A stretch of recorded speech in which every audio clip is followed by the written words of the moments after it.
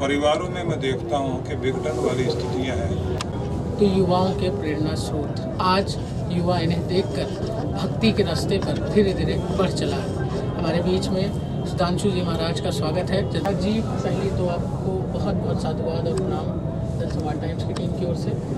अभी आपने 2 दिनों तक कुंभ में कथा की, कैसा अनुभव हुआ?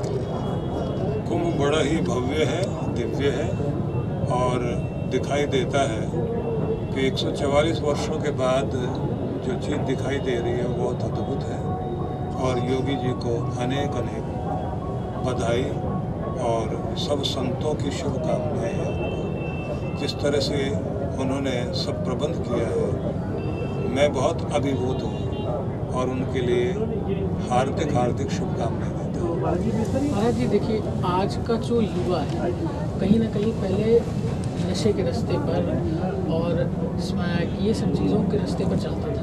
आप और कई साधु संतों को देखते हुए और महाकुंभ के इस दिव्य मेला में इस बार जहां 12,000 साधु संतों को देखकर कुछ युवा भी अध्यात्म की तरफ बढ़ रहे हैं और जहां नागा साधुओं ने भी अपनी शपथ ली और नागा साधु के तौर पर शामिल हुए, इसको लेकर देखिए, संक्रांति है तो साथ साथ में क्रांति भी दिखाई देती है। लोगों के मन के अंदर जो भाव आ रहे हैं सनातन के प्रति, वो बड़े ही अद्भुत हैं। और इस समय युग है, कोरोना काल के बाद लोगों के मन में स्वास्थ्य के प्रति ध्यान गया है, मन की शांति के प्रति बहुत अधिक ध्यान गया है।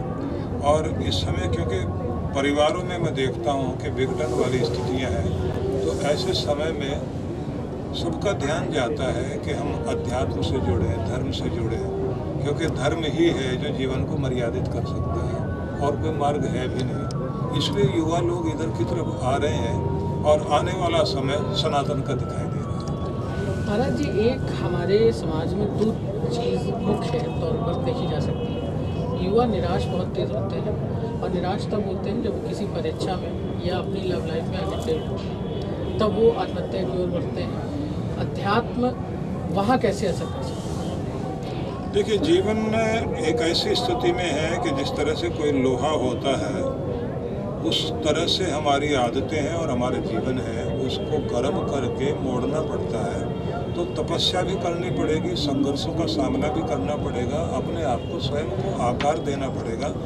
बहुत जल्दी से घबराने से कुछ भी बात बनने वाली नहीं। और हर एक को ये सोचना चाहिए कि आपसे कीमती दुनिया में कुछ भी नहीं है।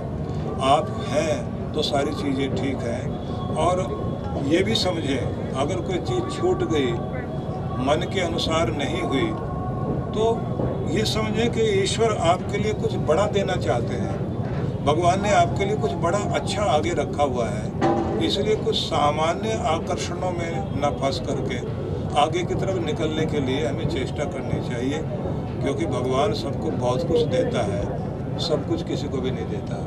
कुछ न कुछ कमी जीवन में रहती है और सब कुछ मनचाहा नहीं होता, कुछ अनचाहा भी होता है।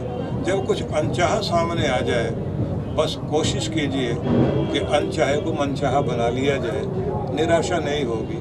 और ईश्वर से जुड़ें और किसी गुरु से जुड़ जाए जो प्रेरक तत्व बन जाए और आपके भीतर उस क्रांति को जागृत कर सके कि जहाँ से जीवन एक नया रूपांतरण ले और आप अपने सपनों को आकार दे सकें।